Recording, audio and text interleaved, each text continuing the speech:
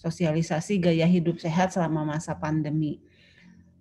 Kita harus menyebarkan informasi mengenai hal ini, kita sebagai tenaga kesehatan, kepada masyarakat. Tetapi sebelum kita memberikan informasi, tentu kita harus membekali diri dengan yang informasi yang cukup ya. Nanti bisa ditanya ini, kalau kitanya kurang tahu kan ya gitu ya. Mohon maaf, rumah saya pinggir jalan jadi banyak motor lewat. Nah, pada kali ini informasi akan lebih ditekankan kepada karena sosialisasi gaya hidup sehat ini seperti saya jelaskan sedikit dengan anak-anak di buklet itu, ada beberapa alternatif ya, meskipun tujuannya satu, yaitu meningkatkan imunitas, tetapi ada dengan cara mengkonsumsi makanan sehat, dengan cara bergerak aktif, kemudian yang lainnya juga dengan cara manajemen stres. Yang akan saya bahas panjang lebar di sini adalah tentang konsumsi makanan sehat, termasuk di dalamnya konsumen. Oh ya, tadi seperti sudah dikenalkan, nama saya Anis Yohana Hairunisa dari Departemen Farmasetika dan Teknologi Farmasi Fakultas Farmasi Universitas Padjadjaran. Ya. Nah, jadi kita awali dari outline. Jadi saya akan berbicara dengan pembagian seperti berikut. Pertama, latar belakang dulu kenapa kita harus mengkonsumsi makanan sehat, kemudian melebar dikit tentang usaha lain dalam melaksanakan gaya hidup sehat selama pandemi ini, yaitu dengan penerapan protokol kesehatan, kemudian bergerak aktif, harusnya bergerak aktif di atas, kemudian dan manajemen stres ya, itu tidak banyak sih yang akan saya bahasnya itu adalah di makanan sehat ya. Nah, kita ke latar belakang dulu, bahwa seperti tadi Ibu Nurul dan Pak Angkus ceritakan ya, bahwa COVID ini belum boro-boro berakhir, bahkan sekarang lagi tinggi-tingginya ya. Dan kita sebagai salah satu tenaga kesehatan gitu, itu memiliki tanggung jawab dalam ikut mengatasi pandemi COVID ini ya. Kalau dulu 3M ya, sekarang sudah dihitukannya 5M ya. Nggak ada mati ya. Selain menerapkan protokol kesehatan yaitu 5M, kita juga yang penting adalah harus menjaga imunitas. Karena belum ada obat yang memang ya seperti halnya flu ya, kan tidak ada obat yang spesifik mengobati flu, itu tidak ada. Paling mengobati inflamasinya, terus penyumbatan hidungnya dengan PPA atau dengan kita analgetik untuk meningkat menahan demamnya ya, seperti itulah. Antivirus itu untuk bukan untuk mematikan virus COVID-nya, bukan. Itu untuk membunuh infeksi yang bawaan gitu ya, tambahan dari virus gitu ya, dari adanya infeksi ini. Jadi belum ada yang spesifik untuk itu, sehingga tentu saja akan lebih aman kalau kita mencegah terinfeksi virus ini daripada mengobati, karena serem ya kalau udah terpapar gitu ya. Nah, menjaga ini bisa kita lakukan dengan meningkatkan imunitas ya. Nah, jadi mengapa imunitas ini sangat penting di masa pandemi? Ini yang harus kita tekankan kepada masyarakat. Kalau kita nanti ditanya-tanya, kalau tenaga apoteker ya, di apotek misalnya kita nanya, nanti teh pasti ada itu teh ya pasien teh yang nanya-nanya tentang pandemi teh. Kita kan harus tahu ya. Dan kita harus memberikan informasi yang betul gitu ya. Sehingga kita harus membekali diri. Meskipun ini kalau yang global-global gini sih sudah di media sosial, kemudian di macam-macam informasi juga sudah sangat banyak tersampaikan. Tetapi ada beberapa hal yang kita harus lebih dalam taunya dalam rangka tanggung jawab kita sebagai tenaga kesehatan, ya. Nah, yang umum-umumnya adalah bahwa kita harus olahraga, harus istirahat cukup, harus senamoyan, ya. Kenapa kita harus berjemur? Karena itu membantu sintesis vitamin D menjadi provitamin D menjadi vitamin D. Nah, kenapa semua ini menjadi sangat penting di masa pandemi? Karena tadi belum ada obat khusus untuk infeksi corona, ya. Jadi untuk yang sudah terinfeksi juga akan lebih cepat sembuh ya kalau dia yang imunitasnya tinggi.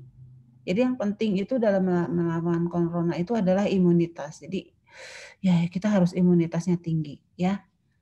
Nah, imunitas tinggi ini bisa kita dapatkan dengan ini tadi menerapkan gaya hidup sehat ya. Jadi jangan rebahan karena kuliah juga. Ya, saya bisa aja ya berbicara seperti ini, tapi di rumah sendiri juga anak saya itu aduh gitu ya. Rebahan aja, ada kuliah juga ya cuman sekedar cuci muka langsung duduk di depan laptop gitu ya. Aduh, nah itu tuh sebetulnya berbahaya ya yang rebahan terus seperti itu tuh. Terus kita bergerak, kalau ibu-ibu sih ya pasti ya nggak bisa enggak ya. Tapi kalau anak-anak seperti kalian ini, aduh, kan biasanya kan wah ya jam 7 tuh harus praktikum, harus apa. Nah, itu tuh sebetulnya sehat. Nah, jadi meskipun sekarang generasi rebahan karena semua serba online, kita tetap harus menjaga aktivitas fisik kita supaya tetap bergerak aktif, karena bergerak aktif itu meningkatkan imunitas ya. Kemudian istirahat yang cukup, karena tidur yang kurang itu akan menurunkan imunitas. Jadi tidak usah begadang lah ya. Dioptimalkan di itu aja. Dioptimalkan di siang hari aja. Jadi malam hari itu harus sudah tidur ya. Apalagi kalau misalnya nanti ada sakit sedikit, itu harus banyak tidur ya. Nah, kemudian harus banyak terpapar sinar matahari ya, harus ya. Jangan ini ya kesempatan nih aku lagi kuliah online, sama kesempatan putihan katanya. Jadi seperti anak saya yang perempuan, aduh aku kena matahari lagi nanti gosong lagi. Justru itu teh sehat, apalagi pagi-pagi ya. Justru yang sehat-sehat itu yang sering bukan yang sehat, yang imunitas tinggi itu yang bergerak aktif, kapoe bahasa Sunda nama. Yang sering kapoe gitu ya, antara lain ya. Dan tentu saja yang makanan dan dengan gizi seimbang ya. Nah, ini ya tadi dengan makanan sehat, suplemen, bergerak aktif, berjemur ya.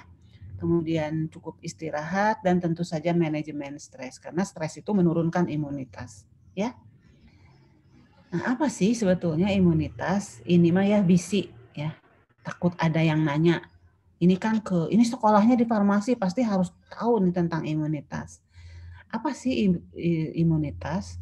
Ini menurut bukletnya sudah saya kirim ke Ibu Diah ya. Saya cuplik dari buklet itu menurut BPOM ya. Buku yang diterbitkan oleh buku buklet lah, bukan buku. Buklet itu yang belakangnya LED itu artinya kecil. Ya, book gede, tebal. Kalau booklet berarti buku kecil. Pig ya, itu yang di Winnie the Pooh. Pig besar kan. Nah, kalau babi yang kecil disebutnya piglet. Drop ya. Drop itu kan bisa gede. Kalau droplet kan ada LED berarti jadi kecil ya. Nah, kok jadi ke buklet ya? Oke. Jadi ini saya ambil dari buklet yang yang saya kumpulkan dari BPOM, karena ada teman saya yang di BPOM pusat ya. Menurut buku itu, sistem imunitas atau kekebalan adalah sistem fisiologis yang sudah terintegrasi. Jadi semua juga memiliki, kita semua yang bahkan bayi yang baru lahir juga sudah memiliki imunitas, ya. Yaitu memang sudah subhanallah, ya. Segala makhluk itu sudah sama Allah tuh sepaket dengan sistem imunitasnya. Ini merupakan sistem untuk melindungi diri dari ancaman internal ataupun eksternal. Seperti misalnya ada racun, misalnya ada apapun, ya. Nah, sistem imunitas itu sudah ada, ya. Mungkin kalau di kuliah imunologi ini yang tingkat 3 mungkin sudah belajar, ada kuliah imunologi, ada antigen, antibody dan sebagainya, ya. Nah, yang jelas itu ada jenisnya, ada yang alami, yang kalau tidak sagubragna lahir juga sudah dapat gitu ya, itu disebutnya alami. Dan kemudian ada yang dapatan atau bawaan, yaitu apabila pada suatu kondisi imunitas seseorang itu turun, maka kita harus menambahkan suatu suplemen yang meningkatkan imunitasnya, ya. Nah, ketika sistem kekebalan tubuh alami tidak cukup mampu untuk melawan kondisi patogen karena dia misalnya sedang terinfeksi virus, nah maka kekebalan adaptif yang kita secara eksternal kita masukkan gitu ya, antara lain dengan dengan makanan yang sehat atau bisa juga vaksin, ya. Nah, itu kalau itu sudah spesifik terhadap penyakit tertentu. Tapi kalau secara umum, imunitas itu ditingkatkan dengan makanan yang sehat untuk meningkatkan imunitas. Kalau itu untuk semua penyakit. Nah, kalau vaksin itu, ya vaksin polio ya hanya terhadap penyakit polio. Sekarang vaksin COVID ya hanya terhadap kekebalannya itu hanya terhadap vaksin COVID-nya itu, ya. Nah, saya balik dulu tentang penerapan protokol kesehatan. Kalau dulu cuma 3M ya, masker, mencuci tangan, dan menjaga jarak. Nah, sekarang ditambahkan dengan menghindari kerumunan dan mengurangi mobilitas. Jadi kalau misalnya yang ada sale gitu ya, nah wah gitu ya. Nah itu tidak boleh sekarang. Atau di tukang sayur menu murah tuh ngeronyok gitu ya. Saya orang Sunda. Nah, itu tuh jangan lagi sekarang. Makanya suka dibubarin kan sama polisi ya. Atau misalnya ada dulu teh di KFC gitu ya, ada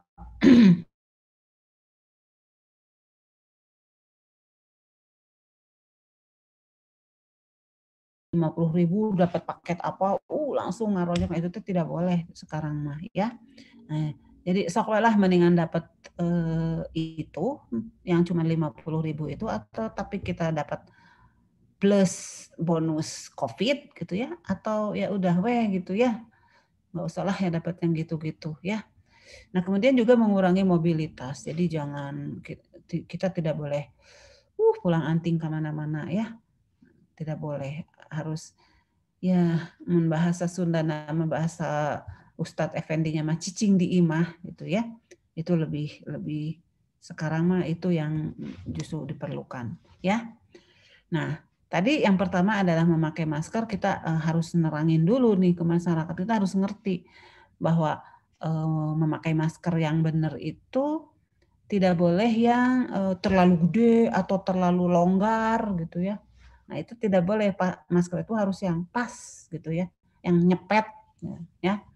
Kemudian tidak boleh bakat tingku kepengen ini banget gitu ya, maskernya teh pengen udah plastik biar tidak nembus sama sekali, atau are plastik banget mah, atau oksigen juga jadi bisa, itu mah kalah mempercepat nyata bukan mempercepat kena virus, dianya yang pingsan, kurang itu ya, kekurangan oksigen. Jadi tidak boleh terlalu tebal, apalagi plastik atau leather gitu ya, kulit tidak boleh. Ya, tetap harus ada yang pori-pori. Kan tidak ada masker yang N100 tuh, tidak ada, paling tinggi ya untuk yang operasi, untuk yang medis yang memang di zona merahnya banget, zona hitamnya yang memang treatment pasien COVID aja maskernya cuma N95. Jadi yang 5%-nya itu, N95 itu berarti dia memfilter 95% gitu. yang 5%-nya itu masih tetap untuk oksigen dan tetap atau kita harus napas, ya. Nah, jadi tidak boleh kalau plastik makan, nah itu baru N100 kalau sama plastik atau leather gitu ya. Nah, kemudian tapi juga tidak boleh seperti yang sekarang saya dengan tidak mengurangi rasa hormat saya terhadap yang jualan masker scuba gitu ya itu. Nah, itu tuh kalau kita sedang bekerja di daerah yang resiko tinggi itu sebaiknya tidak menggunakan yang terbuat dari kain ya. Nah, itu kita harus nerangin loh ya. Kain itu ya kalau misalnya kita sedang olahraga sendiri gitu ya atau tidak berada di kerumunan, nah itu baru boleh kain. Kalau kita berada misalnya kalian kerja di apotek nih ya, nanti kerja praktek di apotek ya. Kan pasien tidak tahu. Pasien teh siapa aja gitu. Dia OTG gitu ya. Aduh please gitu ya, kita harus melindungi dulu diri sendiri. Jadi selalu menggunakan masker medis ya. Karena kenapa masker medis kan 3 layer katanya. Jadi ya dan nah ini kan kita gagayaan ada yang suka ada yang bolong ngejendul di situ. Nah itu bukan masker yang not recommended loh ya. Nah kemudian nah atau misalnya yang buff itu ya, yang masker buff itu, nah itu bukan masker ya mungkin kalau melindungi debu gitu ya boleh lah. Itu tukang parkir gitu pakai buff. Ya, itu mah ada melindungi debu mungkin ya. Tapi kalau kita atau pokoknya untuk yang beresiko lebih tinggi terhadap adanya virus di sekelilingnya, itu kita harus menggunakan masker medis, ya. Nah, seperti itu. Kemudian mencuci tangan. Sudah bosen lah mencuci tangan 20 detik semua di ini ya, kita lewat aja. Nah, kemudian kita harus tetap menjaga jarak, ya. Kemudian menghindari kerumunan. Jadi aduh please deh jangan dulu reunian gitu ya, nggak usah dulu lah ya. Kemudian mengurangi mobilitas, jangan dulu mudik. Nah iyalah udah bukan mudik lagi, emang kalian semua kan sekarang udah di rumah masing-masing. Hup cicing wadidinya. Tapi aneh ya, masih ada aja gitu yang masih kemana-mana tuh. Nah, sekarang kita masuk ke materi yang utamanya yang nanti akan ditanya oleh Ibu Diah, yaitu tentang materi mengkonsumsi makanan sehat. Ya, makanan sehat didefinisikan sebagai makanan yang bisa melengkapi kebutuhan gizi ya untuk memelihara, meningkatkan dan memperbaiki fungsi kesehatan. Ya, dia memiliki nilai gizi ya berupa vitamin, asam mineral, asam amino, mineral ya. Jadi kita harus makan, makan tuh brek sangu sapiring betung gitu jeung bala-bala deui atuh itu mah cuman wareg aja gitu ya. Makan tuh bukan kuantitasnya tapi kualitasnya, bahwa ya zaman baheula mah harus 4 sehat 5 sempurna gitu ya, ada protein, ada karbohidrat, ada mineralnya, ada vitaminnya. Nah, apabila yang dari makanan ini kurang karena kondisi patologis kita sedang drop, maka kita bisa menambahkan suplemen ini, vitamin-vitamin ini, ya. Nah, sekarang beralih ke suplemen. Ini dari buklet BPOM ya. Kita harus mengingatkan kepada nanti yang bertanya kepada kita atau ketika kita memberikan sosialisasi kepada masyarakat karena kita sebagai tenaga kesehatan, suplemen itu bukan untuk mengobati loh ya. Jadi vitamin A itu mengobati COVID, vitamin C itu mengobati COVID, bukan. Ya. Suplemen atau vitamin bukan mengganti obat, ya. Dia hanya bertujuan menggantikan makanan sehari-hari, kemudian melengkapi kebutuhan sehingga bisa membantu kita kalau baru sembuh dari penyakit itu bisa membantu kita recovery lebih cepat, atau kalau dalam kondisi pandemi seperti ini bisa meningkatkan imunitas kita. Jadi kita melawan COVID-nya itu bukan karena vitamin C-nya ngelawan COVID, tetapi karena vitamin C itu meningkatkan imunitas kita. Yang melawan COVID itu adalah imunitas kita gitu. Nah, itu disitulah posisi suplemen kesehatan ya. Nah, vitamin dan suplemen kesehatan ini yang biasa dipakai untuk meningkatkan imunitas terutama saat pandemi ini kan banyak sih vitamin C ya. Vitamin tuh banyak gitu, tapi yang terkait langsung meningkatkan imunitas terutama dalam masa pandemi ini adalah vitamin C, vitamin D, vitamin A, kemudian suplemennya itu zinc ya. Kalau ke masyarakat awam itu seng ya. Jadi kita bisa makan pagar seng. Jangan atau udah itu kan konsentrasinya kalau seng itu cuman ppm loh ya. Jadi kalau lebih malah kita jadi mengalami toksisitas. Kemudian selenium, kemudian jangan lupa kita juga harus makan probiotik dan ada beberapa tanaman herbal yang terbukti membantu meningkatkan imunitas. Bukan mengobati, tapi membantu meningkatkan imunitas ya. Nah, kita awali dulu pertama yang dari vitamin C. Vitamin C itu yang pokoknya dari buah-buahan lah, pasti ada vitamin C-nya gitu ya. Nah, vitamin C ini kan kalau saya ke kalian pasti langsung nyambung vitamin C larut air gitu ya. Tapi ketika ini yang jadi masalah adalah saya harus membekali kalian ketika supaya ada tambahan pengetahuan ketika kalian memberikan informasi kepada masyarakat ya. Makanya saya tanya sama Bu Dia, ini audiensnya siapa gitu. Oh ternyata audiensnya anak farmasi yang notabene nanti jadi tenaga kesehatan. Oh berarti saya sudah bisa ngasihnya itu lebih saintifik gitu ya. Nah tinggal nanti kalian mencernanya sendiri. Tetapi ketika nanti menginformasikan ke masyarakat, tidak usah itu dalam ppm loh, itu mengandung ini, antibody, mau ngertiin ya. Pengetahuan yang saintifik ini itu menjadi bekal buat kalian supaya lebih ngerti. Nanti kalau kalian ngasih informasi ke masyarakat, sampaikan dengan informasi yang populer dan disukai masyarakat sehingga lebih bisa masuk gitu. Entong gagayaan sampai berat molekulnya oge dikaluarkeun. Udah nggak akan ngerti ya. Jadi nanti malahan informasinya jadi nggak masuk gitu ya. Jadi tetapi kita harus tahu. Kalau kita tahu, kita juga lebih pede. Sok aja nanti tanya Ibu Diah yang sudah jadi sekarang udah jadi dosen di situ. Yang membuat kita pede ngajar itu karena kita tahu gitu, tahu semua. Jadi aku nggak takut mau ditanya apapun, ya. Nah, tetapi tidak usah semua yang kita ketahui itu dibudalkan gitu. Enggak, tergantung audiensnya siapa. Kalau dari dosen ke mahasiswa mah harus dibudalkan semua juga belum tentu si mahasiswa teh dapat semua gitu ya. Tetapi ketika kita sekarang berada pada posisi kita tenaga kesehatan dan menyampaikan informasi kepada masyarakat, kita harus menyampaikannya dengan fun mungkin yang bisa masuk informasinya kepada masyarakat ya. Jadi nggak harus gitu ya, segala ini rumus molekulnya begini penentuan kadarnya liureun atuh masyarakat ya. Nah, jadi cukup dengan bahwa vitamin C itu larut air yang menjadi masalah. Nah, ini sumber vitamin C ya. Pokoknya buah-buahan, apalagi yang warna-warnanya. Gitu ya. Nah, itu adalah sumber vitamin C. Nah, vitamin C itu mendukung imunitas ya. Sudah ini kalau kita kalau saya ke kalian mungkin bisa berbicara lebih saintifik bahwa mekanisme vitamin C meningkatkan imunitas karena dia memiliki aktivitas antioksidan, benar? Ya, di formulasi steril tuh yang tingkat 3. Apa antioksidan yang dipakai antara lain? Kan vitamin C kalau yang larut air.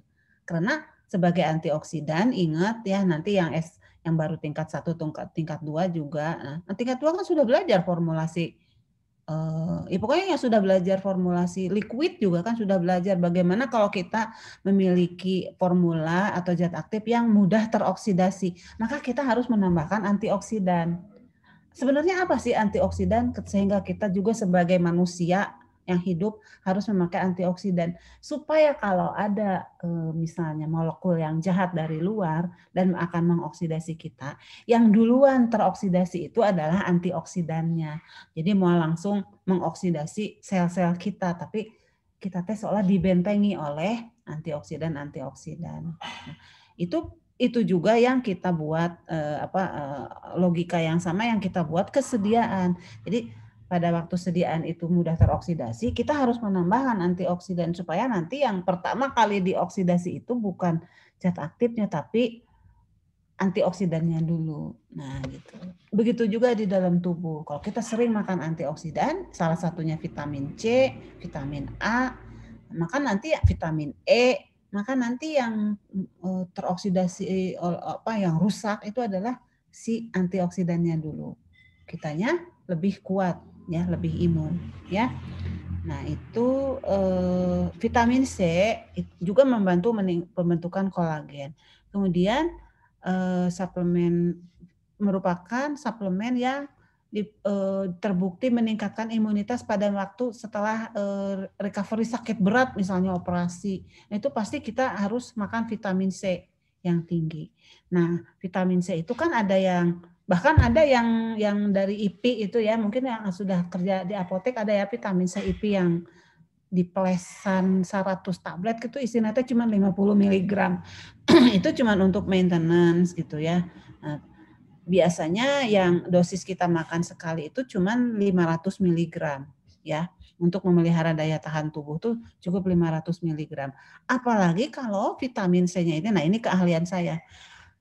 Apalagi kalau vitamin C-nya itu dibuat tablet yang sekali makan langsung larut. Ingat, vitamin C larut air. Sekali makan langsung larut. Jadi kalau misalnya kita makan 1000 juga, hanya dalam berapa jam, karena dia waktu paruhnya cepat, ya sudah kebuang. Nah, supaya kita bisa yang 1000 mg itu dilepasnya seharian, maka kita harus nah itu mah teknologi farmasi jadinya, harus enkapsulasi vitamin C itu sehingga dilepasnya nanti pelan-pelan. Jadilah itu dijualnya sebagai Vitalong C. Nah, itu adalah vitamin C yang sudah dilindungi dulu oleh enkapsulasi sehingga nanti dilepasnya pelan-pelan. Kalau enggak mah nanti kayak vitamin kita makan 500 mg, yang terserapnya berapa sisanya dibuang lewat urin karena larut air, ya. Nah, itu tentang vitamin D. Jadi vitamin C itu membantu meningkatkan imunitas karena mekanismenya antioksidan yang sangat bagus, ya. Nah, kemudian vitamin D. Vitamin D merupakan vitamin yang larut lemak, ya. Dia itu diproduksi oleh tubuh dengan bantuan sinar matahari. Itulah kenapa treatment utama ya untuk yang sudah terinfeksi COVID adalah makan vitamin D yang sebenarnya yang kata kita vitamin D itu sebenarnya provitamin D yang nanti pembentukan menjadi vitamin D5-nya itu adalah dengan bantuan kita berjemur. Jadi kalau yang COVID ya teman-teman saya, kemudian ada orang tua teman saya itu mereka harus makan vitamin D, vitamin C, vitamin D-nya itu harus dilengkapi dengan berjemur minimal 15 menit antara jam 10 sampai jam 11. Karena vitamin D yang sudah dimakannya itu sempurna, provitamin D yang sudah dimakannya itu sempurna